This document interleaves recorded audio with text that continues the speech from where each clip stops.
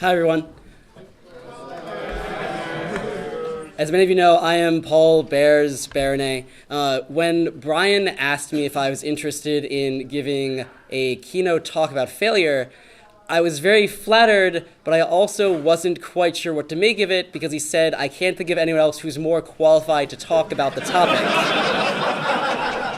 So thank you, Brian. I am indeed here to give you a little bit of a talk about failure.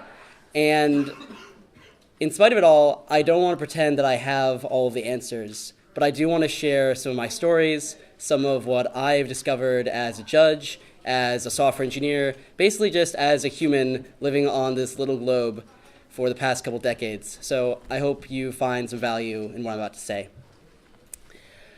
My story starts about 3 months ago when I applied for my dream job. And because this is a talk about failure, you can probably guess that I didn't get it. As it turns out, over my life, I've been declined for a lot of things. Jobs, dates, friendships, projects, Grand Prix, Pro Tours. Some rejections, I've discovered, aren't that big of a deal. They just kind of slide off of you like water. Yeah, okay, maybe I'm wet now, but I expected that. And I mean that really quite sincerely, not in just the, oh, I didn't really want that sour grapes kind of way. Really, I didn't expect to get that. I was excited about the job, but it wasn't my dream job.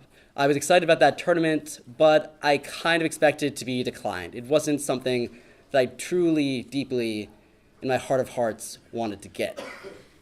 You think of all the times that you have succeeded, that you have gotten the job, that you have gotten onto an event, and you smile, and you tell yourself you're great, and you say, I'll get him next time. That's for some rejections. Other rejections cut like shards of glass. You interview for a position at your dream company, and by the time the interview is over, you're already thinking about all the fun projects you're going to work on and the photos you're going to have on your desk. You apply for a tournament in Italy or in China, or even somewhere just totally normal like Allentown or Baltimore or here in Worcester, and you don't get it. You get the dreaded email that says your application has been declined. In that moment, and for quite a number of moments thereafter, it is really painfully hard to believe that there is going to be a next time. There will be. It's very hard, but there will be. Let's face it. Rejection sucks. And again, for those in the back, rejection really fucking sucks. Logically, when faced with the prospect of rejection, we'll try to avoid it at all costs. That's just human nature. And in some situations, and for some of us, our fear of rejection means doing whatever we can to prepare for the job interview, to prepare for that event, to prepare for that conference presentation. We want to minimize our chances of failure and maximize our chances of success. That's great. That's one positive thing that a fear of rejection can do for us, and maybe that's the only positive thing. But in many other situations, and I have been there, and I imagine all of you have been too, the fear of rejection can be utterly paralyzing. But I actually think that's very weird. All of us, every one of us in this room, has been rejected for something. That's the law of supply and demand. That's being human. That's being competitive. That's wanting the same things. And yet, it is incredibly hard to say, I've been rejected. I have failed. I haven't succeeded where I thought I could, where others thought that I would. And I think that's because in our mainstream society, failure is stigmatized. Rejection is stigmatized. It's something too awkward, too embarrassing, too impolite to even talk about. But when you think about it, it's absolutely absurd that rejection is taboo. Consider two universes. One where you apply for that Grand Prix and get rejected, and the one where you never even apply at all, and you never know what happens. Objectively speaking, in both cases, the outcome is the same. You don't get to go to that event, you don't go to Europe, you don't go to Asia, you don't go to Allentown. But when you actually make the attempt, you do gain something. You gain knowledge, insight, and power. You learn how to recover from failure. You build resilience. Rejection, quite simply, is one of the ways we grow. Yes, getting passed over for my dream job was one of those glass-cutting, skin-tearing rejections. And to be honest, part of what made it so terrible is that it wasn't about that one job anymore. It was about all jobs. It was about me, as an engineer, as a person. It was about my self-worth and my self-image. That particular rejection caused me to question if I would ever actually be good enough. I wasn't just frustrated, I was mad. I felt that I had been slighted, that I was overlooked, that I had been systematically undervalued. It was like a door was being slammed in my face and I was stuck on the wrong side of it. And for a while, all I could really see in front of me was that door. And I have to admit that the way I moved on from that place was not through some sort of deep inner peace or grand secret of enlightenment. Like I said, I don't have all the answers and I don't want to pretend like I do. To be honest, the way that I moved on was very simple. It was putting my head down and getting back to work. It was time, pure and simple. And so I continued applying for jobs and sending in my resume and talking on the phone. And I discovered a couple of things. I began thinking that there was actually more to the story than I'm not good enough, because I was searching for answers. And it was convenient, of course, that the answer might not just be about me. I started asking myself an important question, which is, why am I being rejected? What am I doing wrong? Is there some kind of problem? And yes, objectively speaking, I was part of the problem. I think that's very important to acknowledge. I don't want this story to make me look good. There are things I could have done for those job interviews that certainly would have increased my chances of success. That's very sobering and humbling to think about, to look back on. That's just part of the way it is. But at the same time, I did realize that there was something systematic as I started asking around, talking to some of my friends, talking to some of the hiring managers that I was involved with. And this revealed some uncomfortable, but also very real facts. And one of those is that I'd been applying for the wrong kinds of jobs. I'd been applying for jobs that were too senior. I had a bit of a inflated opinion of my own skills and of what other people would see in me.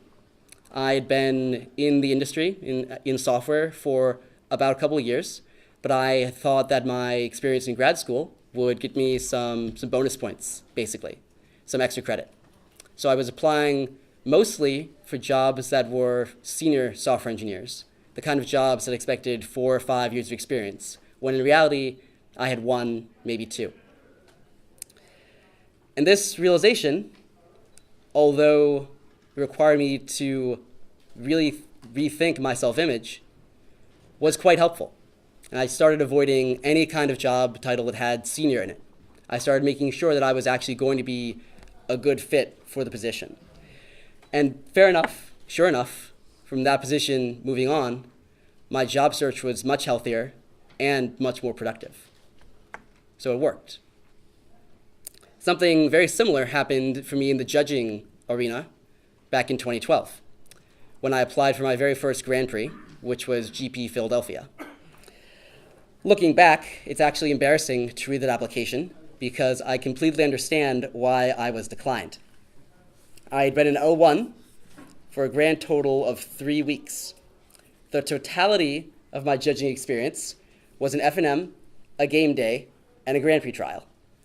My cover letter was about 300 words long, very wordy, which I'm sure is a shock to all of you, when in reality, it should have been 50 at most.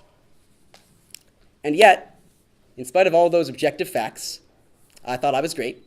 I thought I deserved to be on the Grand Prix. And I was utterly crushed when I got the rejection email. It took me over a week to find the words, the courage, strength, and not even courage. Like, I don't want to, again, this is not me trying to look good. It took me a week to write an email back to ask, what did I do wrong? And that's absurd. It took me so long. But I did do it. And I'm incredibly grateful that Alex Bistecki, who was the judge manager for that event, actually took the time to write back to me and tell me in excruciating but very polite detail everything that I had done wrong. And that was absolutely integral. When we screw up, when we get rejected, our first instinct is almost never to blame ourselves. We look outside of us, we look at other people, we want to blame the circumstances beyond our control, or we just avoid asking why entirely and forget it ever happened. This is incredibly normal and is incredibly dangerous, because if we don't ask those hard questions, we'll never grow, we'll never change. We are very bad as humans at understanding the world objectively. We get wrapped up in a little cocoon bubble of our own sense of rightness. We don't want to be wrong. Being wrong is uncomfortable. It's cold. When I'm wrong, when I fail, I feel very small. I don't want to feel that way, so I just pretend as though I'm always right. That feeling pervades everything we do, and it makes it very hard for us to acknowledge, to even remember, times that we have failed. I did an experiment recently on Facebook, a place where I have over 1,000 people as friends. I posted a story asking people to tell me times that they had failed, a little Google survey. And 7 people filled it out, just 7. I can't imagine that of my 1,000+ Facebook friends, that only 7 have ever failed in their lives. However, I do understand why only 7 people filled it out. It's because thinking about failure, talking about failure, is so incredibly uncomfortable. We don't like remembering times that we have failed. It forces us to think about a time that we were wrong, and that's incredibly uncomfortable. It takes us out of that safe, warm cocoon into a very cold place. But as judges, we need to be better than that. As humans also, but especially as judges. Because as judges, we are counted on to do the right thing, to know what is right. By players, by the TOs, by everybody else in this room, by other judges. And when I say get things right, I mean really, really truly right. Not just what we think is right, but objectively what is the best thing we can be doing in that situation. That, I think, is one of the biggest dangers of being a good judge. We go to our PPTQs, our GPTs, our FNMs, and they go smoothly. They go fine. Uneventful, unexciting, very normal. That's not how we grow. We often think that failure is the opposite of success. But I would argue that the opposite of success is actually complacency. If we get complacent with ourselves, we have no way of knowing where we actually are. If we don't have goals, specific, actionable, measurable goals, we have no way of knowing if we're actually succeeding, if we're actually doing well. We get wrapped up in that feeling of rightness after an event, and we just say, yeah, that went well. I did it in 5 hours. It was great. It was good. We don't actually ask the hard question of, was this as good as I possibly could have been? I don't want to stand up here and give the impression that this is easy. Setting goals is very challenging. Being comfortable with being wrong is incredibly challenging. It's not as though there's some switch in your head that says, be less wrong, You just flip it. There's no switch. It takes a lot of work, takes a lot of effort, takes a lot of help from other people. Like I said earlier, failure sucks. It's completely 100% natural to recoil physically, emotionally, from the prospect of being wrong. But I do want to stand up here and say something that I believe is very important, which is that being wrong, being aware of your own wrongness, is one of the most important things we can do as judges, as friends, and as humans. Everything else follows from there. Thank you.